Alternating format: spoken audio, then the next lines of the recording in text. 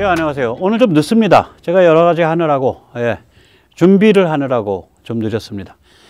한마디로 오늘 드릴 말씀은 이번에 그 우크라 전쟁을 통해서 러시아가 그냥 이 한 전쟁에서 진 게 아니라 나라가 이제 아주 폭망을 하고 뿐만 아니라 러시아의 그 세계 군사 지정학 구도가 다 깨졌다. 그 얘기인데 그걸 제 얘기가 아니라 무려 이 블링켄 미 국무장관이 그런 얘기를 했습니다. 푸틴은 전쟁에서 실패했을 뿐 아니라 세계 시스템 구도에서 실패했습니다. 블링켄은 푸틴은 전략적 차원에서 실패했다고 말했습니다. 전략적 차원이라는 건 뭐냐면은 그러니까 세계 시스템 구도 자체를 다 털어먹었다. 다 폭망했다. 그 소리입니다. 흔히 전투에서 이기고 전쟁에서 진다. 그런 말도 있고 또 전투에서 지고 전쟁에서 이긴다. 이런 말도 있는데 이거 이제 전투와 전쟁이 차원이 다르듯이 이 실패도 전술적 실패와 전략적 실패가 차원이 다릅니다. 네, 한번 직접 들어보시죠.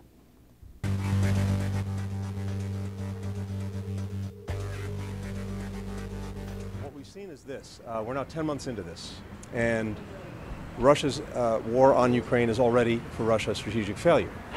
It's failed to do what it set out to do, which was to eliminate Ukraine as an independent country, to erase its identity, to subsume it into Russia. It's being pushed back on the ground, and territory that it seized is being retaken by the Ukrainians. Massive pressure has been imposed on Russia for this war, and the alliance between the United States and our partners in Europe and NATO and beyond is stronger than it's ever been.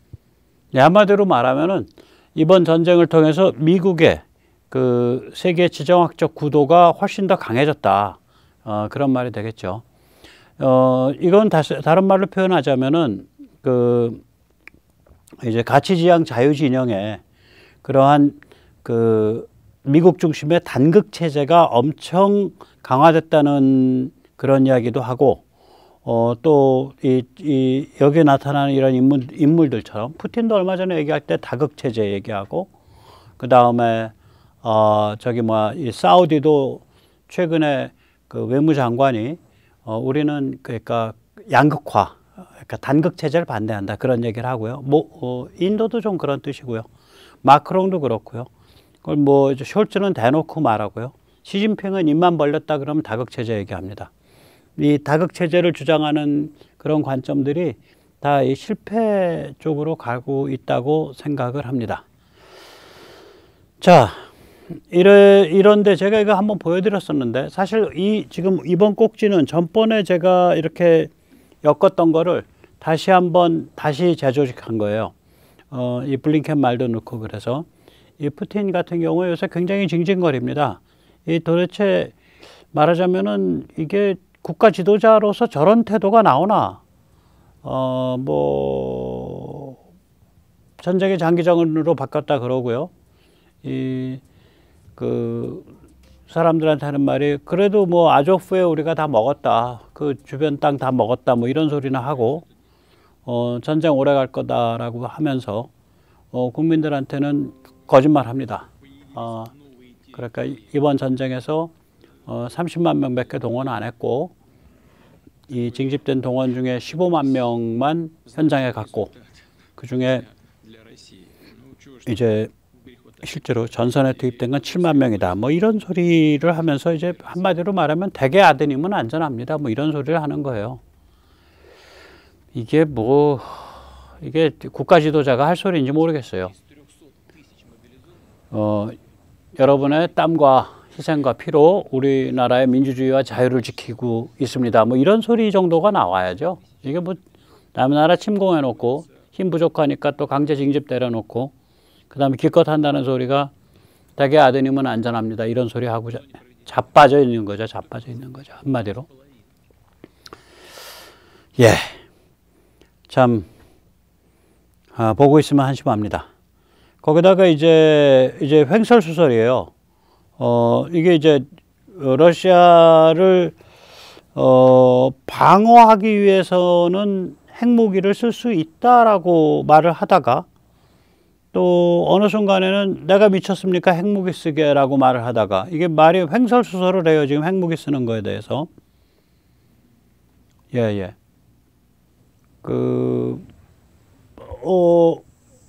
우리는 미친 사람 아니다. 따라서 우리가 핵무기 쓸 일 없다. 뭐 이런 얘기를 하니까 이게 그러다가 또 다른 구절에서는 러시아를 방어하기 위해서라면은 뭐 어떤 무기도 못 쓰겠냐 뭐 이런 말도 하고 참나. 그러니까 완전히 지금 궁지에 몰려 있는 거예요. 궁지에 몰려 있으니까 말이 횡설수설로 꼬여서 나오는 겁니다. 예, 먼저 세뇌 탈출 잘 구독료 부탁 말씀 올립니다. 아시다시피 세뇌 탈출은 광고가 잘 붙지 않습니다. 붙더라도 좀 늦게 붙는 경향이 있습니다. 도와주시면 보다 좋은 컨텐츠로 찾아뵙는데 커다란 힘이 되겠습니다. 이번 전쟁은 말이죠. 결국은 이제 전쟁은 다 이겼어요. 제가 보기에는 다 이겼습니다.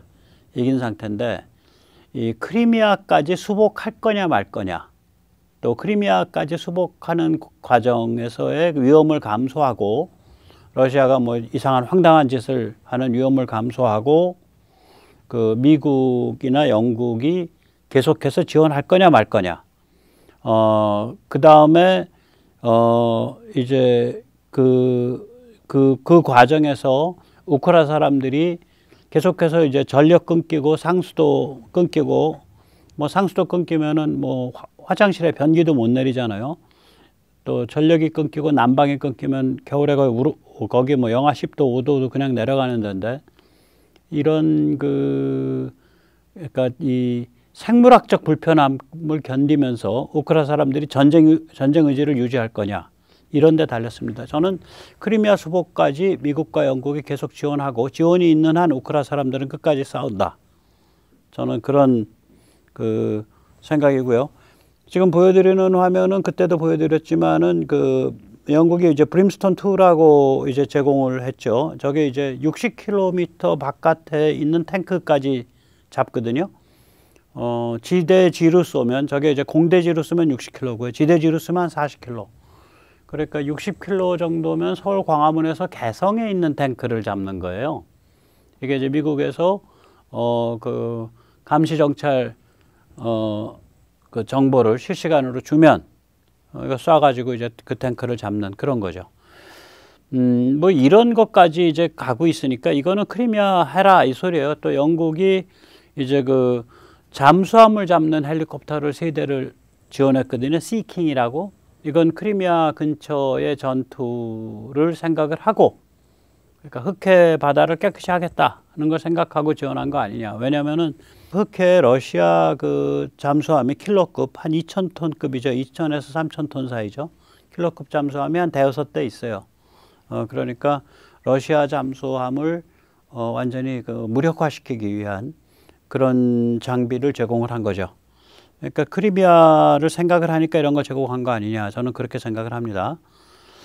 그 다음에 이제 미국이 지금 아직 제공은 안 했는데 제공한다는 얘기가 지금 돌고 있는 무기가 GLSDB인데, 이게 좀 희한한 무기죠. 예, 미국이 원래 있었던 로켓탄이 있어요. 그 로켓탄에다가 227mm짜리 그 로켓탄의 로켓 추진부 위에다가 한 100kg쯤 되는 공중투하 폭탄, 그런데 그게 날개가 펼쳐져 가지고 활강하는 폭탄이거든요.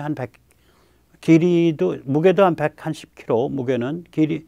그 다음에 이제 활강 거리는 한 100km 정도 되는데, 그래서 이 두 개를 조합해서 한 150km 밖에 있는 표적을 정밀 타격할 수 있는 이제 그런 이제 아주 살벌한 무기입니다. 저렇게 이제 우리 천무 같은 다연장에서 쏘죠. 다연장에서 쏘면 그 로켓에서부터 저런 활강 폭탄이 분리가 돼 가지고 저렇게 동굴 속도 들어가고 다 들어가는 거예요.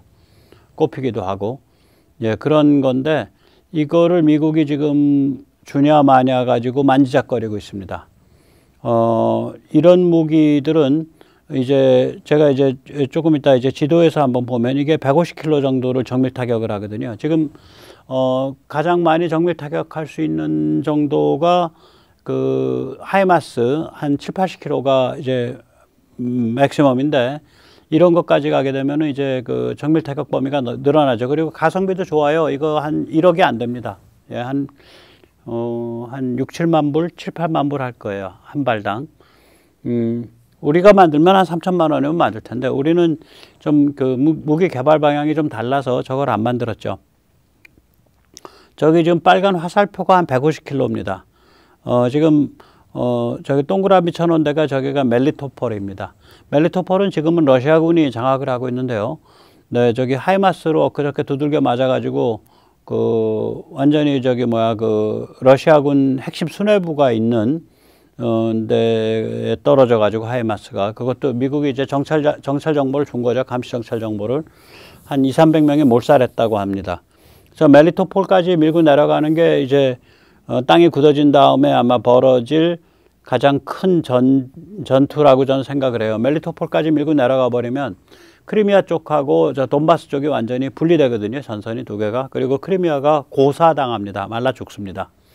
그 멜리토폴까지 밀고 내려갔을 때 그 앞에 해변에서 쏘게 되면은 저게 크리미아 깊숙한 곳에 그냥 다 들어가요. 150km가 날아 들어가니까. 그 다음에 케르치데그와의 연결점도 다 들어갑니다. 심지어는 그 해변에서 배로 한 10km만 나와도 배에서 쏘면은 저 케르치데르교가 바로 네 그냥 그 다리까지 공격할 수 있어요. 거의 케르치데르교까지 가거든요. 저 바닷가에서. 그러니까 제가 이런 무기들을 만지작거린다는 얘기는 뭐냐면은 결국은 영국이든 미국이든 우크라 사람들이 전쟁 의지가 유지된다면 계속해서 싸우도록 그래서 크리미아까지 수복하도록 지원하는 거 아니냐 그런 생각이고요. 이제 푸틴이 이쯤 몰리니까 지금 푸틴이 몰리니까 이제 술주정을 좀 해요. 이런 거를 왜 공개할 생각을 하는지 푸틴 주변에 사람도 없고 예. 한번 직접 보세요. Противостояние, информационные вбросы, всякие фейки должны остаться в стороне. Не должны мешать нам выполнять свой долг перед нашими людьми. Да и не надо быть особенно искушенным в этом информационном противоборстве, чтобы понимать, что происходит на самом деле. Вот сейчас много шума по поводу наших ударов по энергетической инфраструктуре соседней страны. Да, мы делаем это. Но кто начал? Кто ударил по мосту, по Крымскому? 예, 일단 말하는 그 스타일 자체가 술에 취해서 하고 있고요. 저 말 내용도 좀 문제가 있는 게 저게 이제 다리를 타격하는 건 전쟁 범죄가 아닌데 이 광범위한 그러니까 직접적인 그런 군사적 가치가 없다고 생각되는 광범위한 전력망, 상수시설 이런 걸 타격을 하는 거는 남방, 우크라이나가 중앙남방이 많습니다. 예, 중앙남방 이런 걸 타격을 하는 것은 이거는 전쟁 범죄거든요. 자기 입으로 전쟁 범죄를 저렇게 시인을 하는 거예요. 그러니까 저게 정상적인 판단이 지금 안 내려지고 있는 그런 아주 궁지에 몰린 쥐 같은 상황이죠. 이 푸틴의 이 그 캐릭터를 보여주는 거가 하나 있는데요. 전에 그 장병들의 그 부모들과의 미팅 때도 그 현상이 있었는데 자기보다 키 큰 사람들을 옆에 잘 안 세워요. 그래서 저 왼쪽 사진, 저 길쭉한 사진은 군인들이랑 찍은 건데 저 가운데 저 빨간 거 해놓은 게 푸틴이거든요. 그러니까 그 사진 같이 찍은 군인들 보면은 푸틴보다 거의 키가 작거나 바로 옆에 선 사람들은 키가 작아요, 오히려. 푸틴이 키가 작습니다. 푸틴 키가 제 키 정도입니다. 170 정도예요. 그러니까 러시아 사람 치고는 키가 작은 건데, 예, 그렇습니다. 그리고 이제 오른쪽은 9월 말일경이죠. 저기 어디야, 루안스크, 도네츠크, 자포리지아, 헤르손 네 개죠. 네 개를 이제 합병을 하면서 거기 이제 각 지역의 책임자들이랑 같이 기념사진 찍은 건데 거기는 이제 그 책임자들 거기 이제 말하자면 주지사 같은 사람들 임명했는데 그걸 키 따져가지고 임명할 수 없으니까 그냥 임명했겠죠. 그러다 보니까 이제 푸틴보다 키가 엄청 큰 사람들이 한 3명 있는 거예요, 그 중에. 그래서 같이 사진 찍으니까 푸틴이 좀 작게 보이죠. 푸틴이 저런 사진을 굉장히 싫어한다 그럽니다. 그러니까 사람이 용렬한 거예요. 굉장히 그 용렬한 겁니다. 저런 인간이 뭐 전쟁을 벌여서 이 지경까지 몰고 왔으니 그 전쟁이 제대로 되겠습니까? 여기서 이제 잠시 우크라가 이길 수밖에 없는 까닭을 한 7가지로 정리하겠습니다. 제가 번호를 좀 잘못 붙여놨네요. 네. 1, 2, 3, 4, 5 다음에 1, 2, 3, 4 다음에 이제 1, 2, 3으로 다시 갔으니까 6가지로 정리가 됐네요. 이미 이제 첫째는 푸틴이 핵을 못 쏴요. 제가 이제 거듭 말씀드리지만 핵을 쏠려고 해도 어디를 향해서 쏴야 되는지 그 타겟을 특정할 수가 없어요. 워싱턴을 타겟할 수도 없고 런던을 타겟할 수도 없고 뭐 그렇습니다. 그 다음에 우크라를 타겟을 하면 우크라 사람들 열받아서 더 싸우죠. 우크라 사람들 지금 상태가 뭐 죽어도 좋다. 쟤는 박살내야겠다 이런 상태이기 때문에. 예, 그 다음에 이제 두 번째는 우크라 사람들의 전쟁 의지죠. 네. 그리고 이제 세 번째는 이 미국이 주도해서 전 세계에 일사불란한 경제 제재를 만들어냈죠. 저도 그것 때문에 깜짝 놀랐는데요. 이게 보통 일이 아닙니다. 이 동원 체제가 한번 만들어졌기 때문에 앞으로 이제 중국 같은 데가 문제 일으킨다 그러면 더 확실하게 경제 제재를 할 수 있고 중국은 뭐 몇 달 만에 한 두어 달 만에 이제 두 손 두 발 다 들어야죠. 네 번째가 뭐냐면 미국의 실시간 감시 정찰 정보, 그러니까 Information Surveillance and Recognize, 혹은 이걸 이제 이스타라고도 해요. 이건 뭐냐면 Information Surveillance Targeting and Recognize, 이게 감시 정찰 타겟팅 정보, 실시간으로 여기 때려라 하고 딱 그 목표를 정해주는 거죠. 이거를 미국이 제공하고 있거든요. 그래서 이게 이기기가 어렵습니다. 다섯 번째는 뭐냐면 미국이 주도해서 중거리 족집게 타격 무기, 지금 미국이 이제 한 하이마스 80km까지만 지금 제공하고 있죠. 그 이상은 제공을 안 하고 있고, 아까 이제 GLSDB 같은 걸 제공하게 되면 150km까지 제공하는 겁니다. 그 다음 미국이 주도해서 이제 그 우크라가 나라 살림을 살아야죠. 뭐 공무원들 월급도 줘야 되고 계속해서 대민 서비스도 해야 되고 이런 그 국가 운영 원조까지 하고 있거든요. 그러니까 이 우크라 사람들이 전쟁 의지만 가지고 있으면 계속 싸우는 거예요. 지금 그 상태입니다. 이렇게 되니까 중국이 이제 몸조심 모드죠. 사실은 몸조심이라는 게 겉으로는 도발을 계속 하죠. 지금도 가서 중동 가서 헛짓거리도 하고.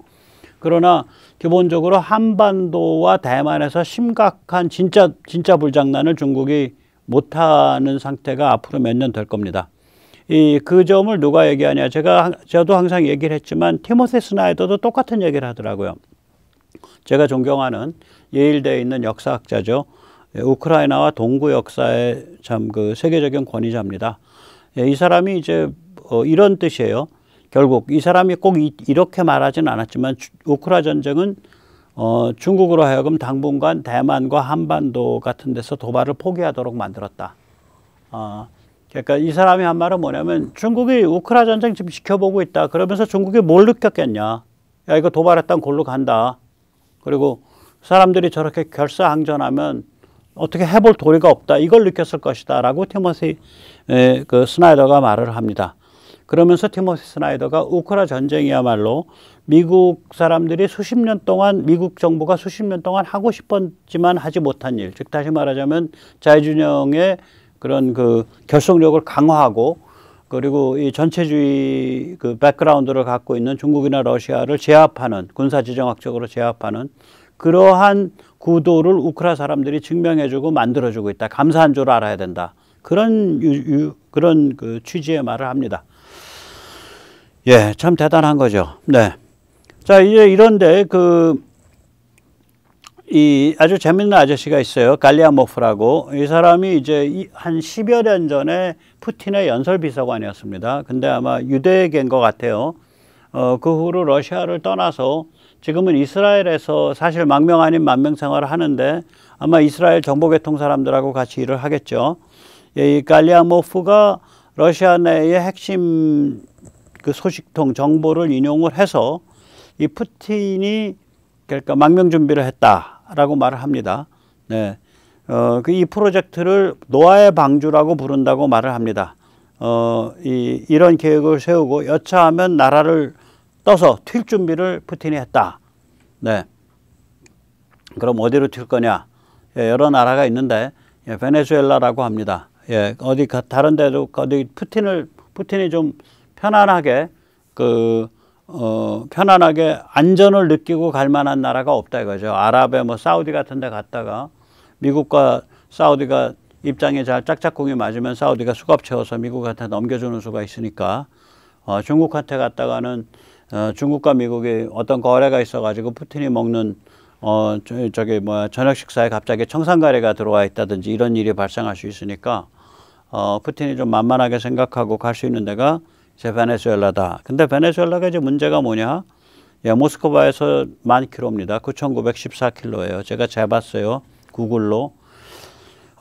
근데 이제 그 갈리아모프의 얘기에 의하면 이렇게 그 망명계획에 관해서 누가 책임자냐? 아주 책임자까지 특정을 합니다. 로즈네프의 부사장 유리 쿠릴로프라는 사람이 유리 쿠릴린이라는 사람이 책임자라고 합니다. 그러면 이제 남는 문제는 모스크바에서 베네수엘라까지 9,914km를 어떻게 갈 거냐? 예, 가는 방법이 있죠. 네. 예, 저 같으면 뭐 체면이고 나발이고 다 떠나서, 네, 저기 미국의 F-15기 호위해달라 그럴 겁니다. 예, 적당하게 좀 온건한 사람 후계자 세워놓고 미국이랑 연락해서 나 지금 베네수엘라로 튈라 그러는데 다음 후계자가 전쟁 끝내고 모든 죄는 나한테 뒤집어 씌우고 그렇게 처리할 거다. 그러니까 너희가 좀 호의 좀 해주라. 그리고 비행기가 10,000km 날아가야 되니까 중간 급유도 해주고. 네, 이렇게 착한 일을 할 수가 있겠죠. 네, 이렇게 착한 일을 하면은 이제 자기 딸보다 어린 나이에요. 지금 30대 중반쯤 됐을 겁니다. 예, 카바에바도 데려가도 좋다라고 저는 말해주고 싶군요. 예, 이 카바에바하고 사이에 사생아가 셋이나 있다 그러죠. 아주 저런 류의 사진 많습니다. 푸틴과 카바에바가 서로 좋아 죽겠어서 저렇게 지그치 은은한 눈빛으로 보고 있는 거. 참 품격 있는 아저씨네요. 예. 어떻게 계속 저러고 살지 왜 전쟁은 벌여가지고 참 여러 사람 죽게 만들고 인류의 죄악을 하고 그렇습니까? 예, 오늘 여기까지 짧게 모시겠습니다.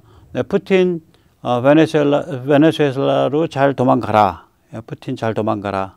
이제 푸틴이 망명을 하는 것이 인류의 홍복이다. 오늘 그 같은 말씀이었습니다. 네, 감사합니다.